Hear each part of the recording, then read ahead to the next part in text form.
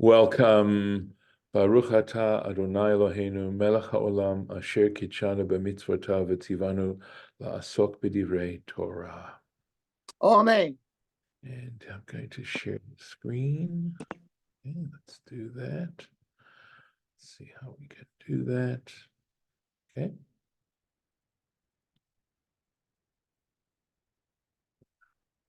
Okay, let's take a look at this here.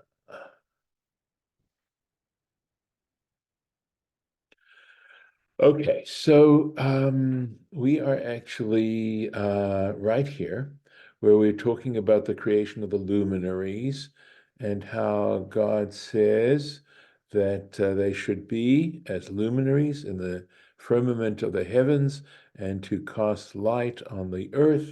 And it was so. And before that, it says that God created the luminaries. He says what purpose, right up here, to distinguish between the day and the night, and they shall be for signs and for appointed seasons, in other words, the festivals, and for days and for years. Okay.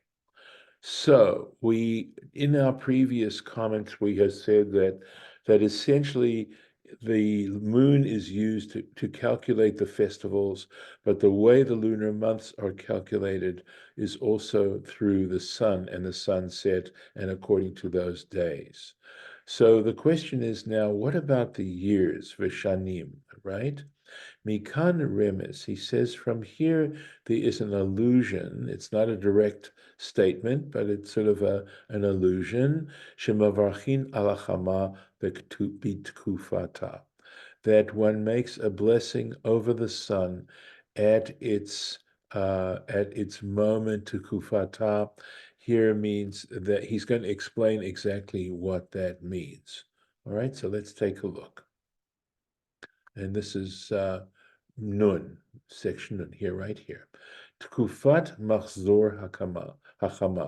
So the sun itself has a cycle, just like the moon has a cycle. The sun also has a cycle, and saviv legalgala, meaning in around its cycle. He achat lekafchet shana. It's once every 28 years. So every 28 years, we have something called Birkat HaChama, the blessing of the sun. She'az higia, or tagia, that at that moment the sun reaches Hachama, Le'otah nekuda, to the same point begalgala in its sphere, mechuvan kamoshe chaita, exactly in the same place as it was, be'otah sha'a, at the very same moment, shebar'a hakadosh baruch hu, that the Holy One, blessed be He, created it, b'ma'aseh bereshit, in the creation, in the creation of the world. So they figured that the sun itself, of course, they believed that the earth was the center of the universe at the time, but regardless, they noticed a certain motion of the sun against I'm going to say probably against the fixed stars in some sort of way, that every 28 years it got to be that point where it was in the heavens against those fixed stars, where it was at creation. V'nikra, this is called hamachzor, that this cycle is called machzor gadol. It's called the large cycle. So the lunar cycle is a small cycle, but this 28-year cycle is a large cycle. Vehi chala tamid, and it always occurs bitkufat Nisan, at the spring solstice, sorry, let me think. The spring equinox. That's when it would occur. Okay. V'hatkufa hahi, and this particular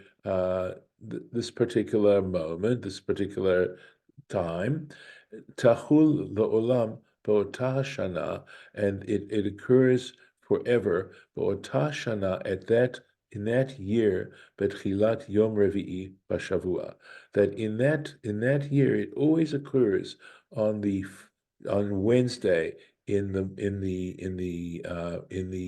week, right? It always occurs on that day of the week. Mipnei sheberevi'i, and the reason for that is because on the fourth day, nitlu ha'meorot kemevu'ar beparsha zo. Because, as we can see from reading the text, that was when the sun, moon, and stars were created. They were created on the fourth day of the week. So, if it's going to occur in that particular point in the heavens, it's going to occur on a Wednesday. Ulachan b'neitz hachama shelo hayam. And so, when the sun comes up on that particular day, when at sunup, right? Mekadshin hachama, you sanctify the sun, bivracha, with this following bracha, Baruch Else Maseh Breshit. In other words, he's not putting in the little piece there, Ata Hashem Elokeinu Melech Olam, Oseh Maseh Breshit, who performed the work of creation. V'iyin be'orech Chaim, and check out the Orech Chaim. That's the first section of the Shulchan Aruch, Siman Reish Kaf Tet, which would be chapter 229. Uvedorenu, it just says parenthetically, and in our generation, Zachinu Lizman Brachazo, we merited to say this particular blessing, Bishnat Tarna. This looks like Tarnaz in the year 5,657, which would correspond to 1897. So that gives you some idea of when this happened. I'm going to pause the share now. Okay, let me do that if I can and see what I can do. So I'm going to stop the share and pause the recording. Let's find the share now. Share the screen again. All right. Okay. So, here we go. Umefaresh kan remez batorah, and it explains here an allusion in the Torah, livrachazel, that to this blessing, milashon, from the language, from the expression here in this verse, veshanim, and years, dichtiv kan, that's written here. In other words, it didn't say for the year, it said for years. So, which implies some kind of, more than 1 year. Demikodem katav v'hayu lemoadim, right? Because prior to that, it says they should be, that is the sun and the moon and the stars, should be for the fixed times, meaning the festivals. Hu remez, and that would be an allusion al halevana, regarding the moon, the chidusha, and its cycle, right? Its reappearance, right? The cycle of the moon. Yan she Rosh Chodesh, because Rosh Chodesh, Umoadim, and the festivals, mitchashvim lamahalach halavana, because they're calculated according to the movement of the movement of the moon. And again, we will see more on this subject later on. Parshat Bo, in the Parsha of Bo in Exodus, the pasuk with the verse that starts off with HaChodesh Hazeh Lachem, this month shall be to you.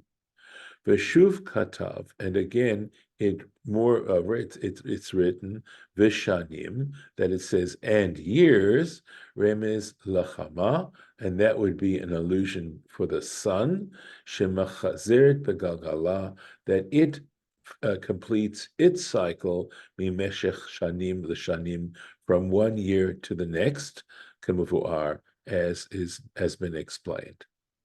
Ach tzarich iyun. He says, well, it's not such a simple matter. One needs further investigation. The lechaora, because apparently hevei chiyuv bracha zo, that the obligation to make this particular blessing, rak Rabbi Yoshua, that it would make sense that only according to Rabbi Yoshua would one make this bracha.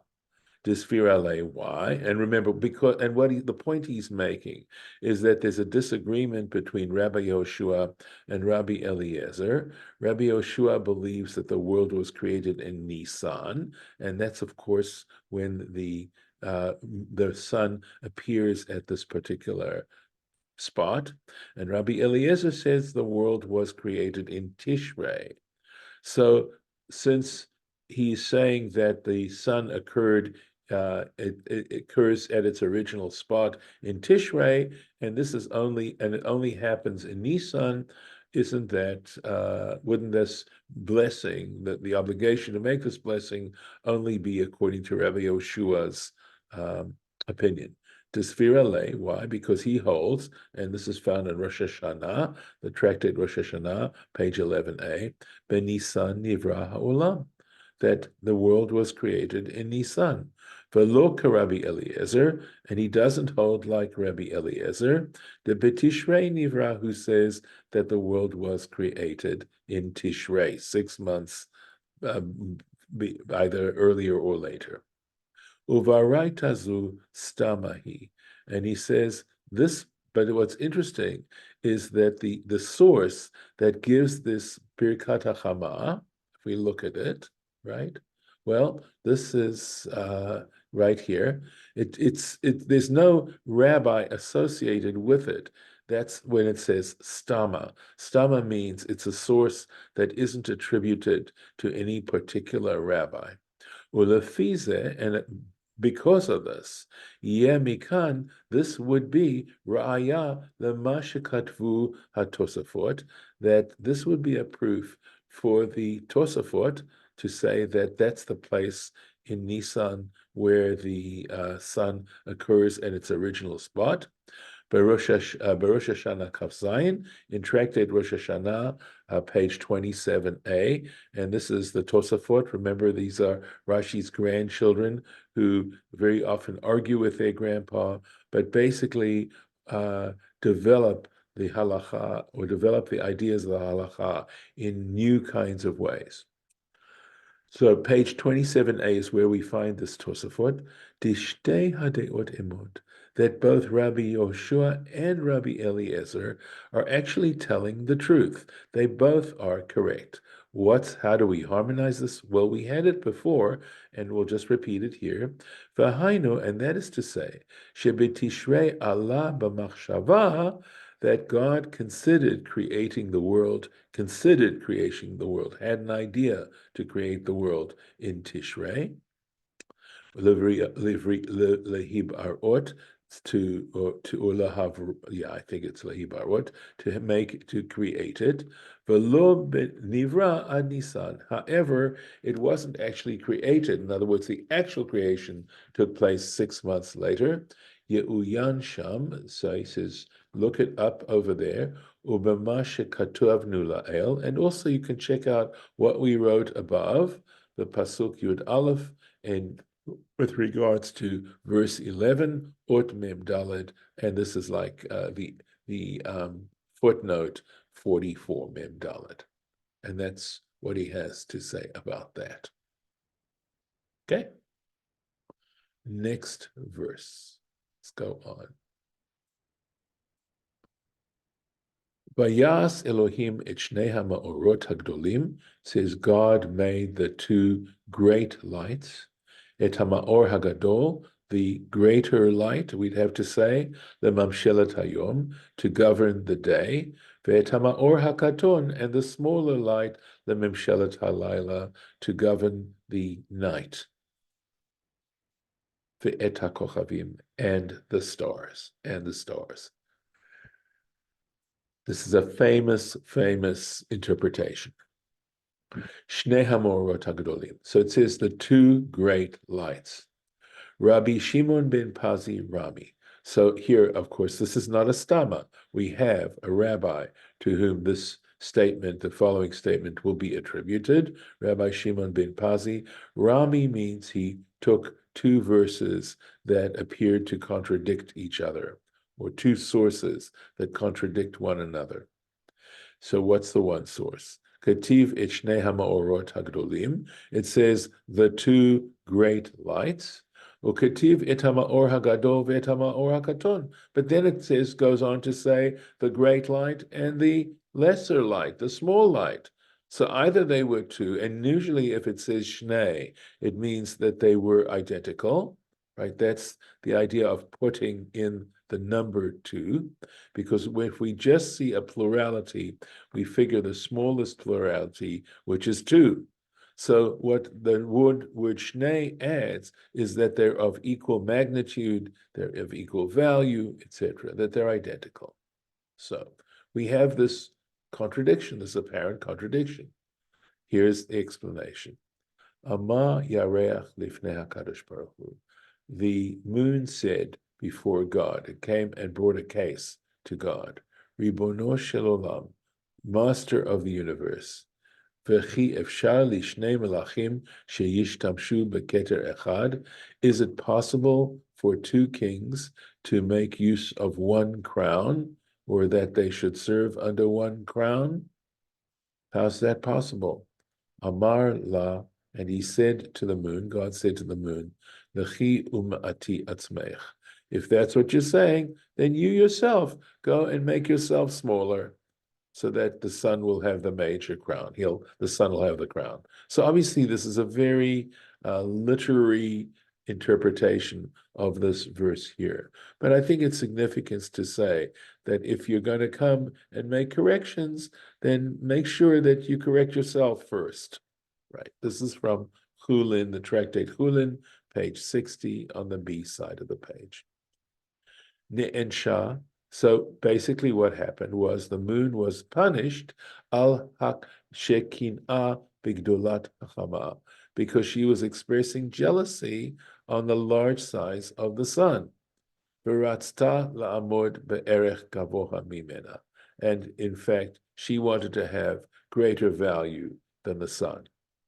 Ulefize, and for this reason, necha shtei halashonot, and in this particular way, we can now accept both expressions, right? We know that a process happened between the first expression and the second expression, that initially the two were as large as one another, the moon came and complained, and now it says the smaller one, referring to the moon. Demitchilat briata, Priyatam, because when they were originally created, Hayushnehem Gdolim, they both were large, Veshavim, okay, and of equal size. They were equal. V'acharkach nitma'et echad, and then after that, one of them was lessened, was reduced. Ve'iyen b'chidushay tosafot ala Torah, and you should. This is possibly a work, okay, that's called Chidushay Tosafot, that whether or not this has to do with commentaries that the Tosafot, that is Rashi's grandchildren, made that were written down on the Torah. Timhu, they were expressed surprise, al ikar kushiyat hagamara, Mistirat halashonot, that they were surprised at the basic ikar would be, like the essence of this question or this difficulty that the Gemara poses, mistirat halashonot, from the fact that the language appears to be contradictory. What's the real problem? Demai kashale, because really, why is the Gemara, why is it having problems? Daha efshar lomar, because you could say daha kavana, that the intention of the Torah originally Debichlal shnehem gdolim, that in general the two of them are large. And in fact, this is a very pshat understanding that when he talked about the two great lights, he wasn't necessarily saying that they were of equal size, but they clearly the moon is a large celestial object and the sun is a large celestial object. And that's all he meant, that God made these two large celestial objects. Rak ha'echad katan mechavero. And the only point is that one of them smaller than the other. That's all. Ye'uyan sham. And so check out this the sorry the Chiddushei Tosafot. Aval ha'emet, but truthfully, yesh lomar. Here we go. Okay. You could say, we'll see, right?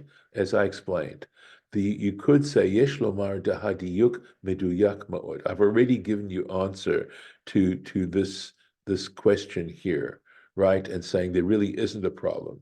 He says the examination of this verse very carefully is well-founded, well-founded. B'debekama makomot, that, or b'debechol makom, he says, in every place, dichtiv hamispar sheni, when it tells you the number two, b'makom shegam b'stama haino tofsim shnaim, in a place where you could say without it, it means two. If God had said, God created large lights, well, again, plurality, smallest plurality is two. This is the point I was mentioning before. Kamosha katav ba'alma, right, as it states elsewhere, ba'alma mi'ut rabim shnayim, that in general, the smallest number of a plurality is two. Ba'alahorot, so now that you have the number two mentioned explicitly, it comes to teach you al hishtavut ela hashnayim, that it's telling you that the two are equal. V'cha darshinan beyoma samach bet bet, and so we expound in Yoma as an example on page, it looks like 62b, al ha pasuk shtei tziporim, where the verse says two birds, referring to the offerings that were brought by the leper when they would cleanse themselves. Okay, and it says two birds, Parshat Metzora, Parsha Metzora. Shnei Seiri Izim, another example, when it says two goats, two young goats. That if it says two, they need to look exactly the same age, basically same looks. And that's in Parshat Acharei Mot. And that's the Parsha where we talk about the rights of the high priest on Yom Kippur. Ma Talmud Lomar, what is the scripture teaching us in using the word shtei, shnei, or using the feminine or the masculine form of shtaim, of two, lelamed, to teach, sheyu shavim b'mar'eh, that they should look identical, uvekoma, and in height, v'chula, etc. Over Kiddushin Samachet Bet, and in the tractate Kiddushin 68b, Darshu, they interpreted Ki Tihiyena Leish Shtei Nashim, that when the Torah, let's see, yeah, when it says, the Torah says, if a man has two wives, Chetiyena Shavot, it looks like Me'am Echad, that they are, this is what it looks like, that they should both be equally of one nation. Uvetorat Kohanim, and in the Torat Kohanim, which is the Sifra, or it could also refer, it's the interpretation, the Midrash on the book of Leviticus, right? Regarding Parshat Emor, it's a Parsha in Leviticus. Lechem Tnufa Shtaim, it refers to a bread of waving, a wave offering, Shtaim, and it mentions the number two, Shetiyena Shavot, that they have to be the same weight, etc., and the same wheat, etc. Question? Yeah. The one before that, it didn't make sense to me that the two. I can't remember which one it was that I was unclear about. It was before the bread. I'm having a hard time hearing you, Judith. I'm sorry. So Before the example that you gave before the bread. And I yes. didn't understand how they Oh, could be equal. so well, you're talking about the two wives. Yes. I know.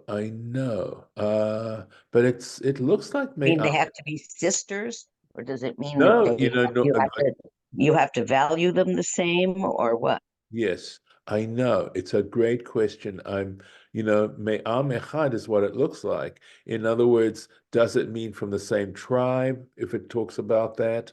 A man isn't allowed to marry two sisters. That's forbidden by the Torah. He's only allowed to marry sisters if one of them dies.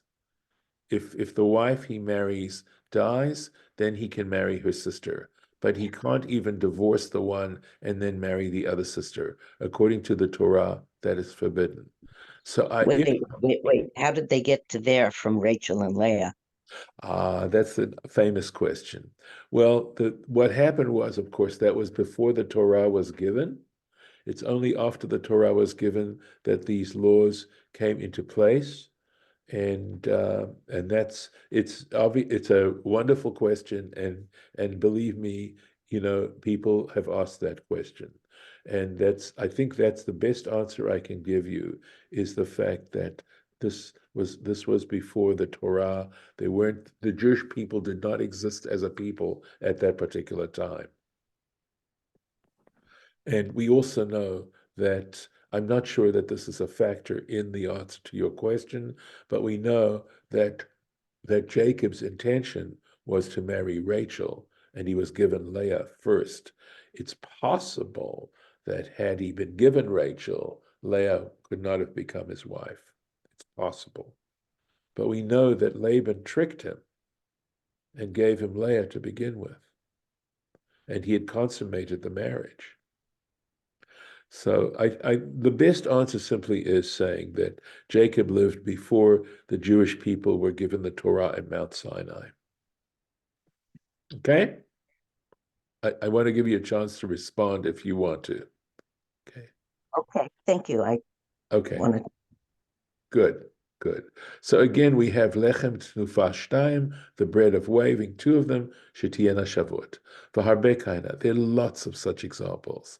V'im kain, right? And if this is the case, kasher gam kan. We now do have a difficulty. Ma Talmud lo ma shnei. How does the Torah mention the two great luminaries?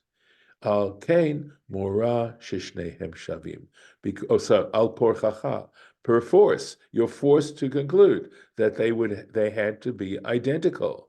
Ve'im kain, and if this is the case, ech kativ achar kach ha'ma'or hagadol v'ha'ma'or hakaton. How is it possible for Scripture then to say one larger and one smaller? Umefaresh shebe'emet betchila, and so it explains that in actual fact, originally nivra'u shnehem gdolim, they were both created the same size, they were both created large, v'achar kach nitma'et echad, and after that, one of them was reduced, etc., and QED. He isn't finished. V'dash demasha amru b'chama makomot b'Gemara, and you should know that what they said in several places in the Gemara, shen hane'elavin ve'enam olvim. So I need to, okay. So I have to try and think about what ne'elav means. Forgive me.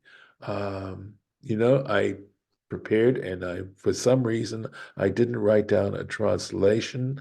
I think it's something to do with shamed, and I will have to check this out at a good time. And you know something? I needn't have started at this moment, so we'll have to pick this up at another point, and I'll make the note, and that way I will have the answer to this question.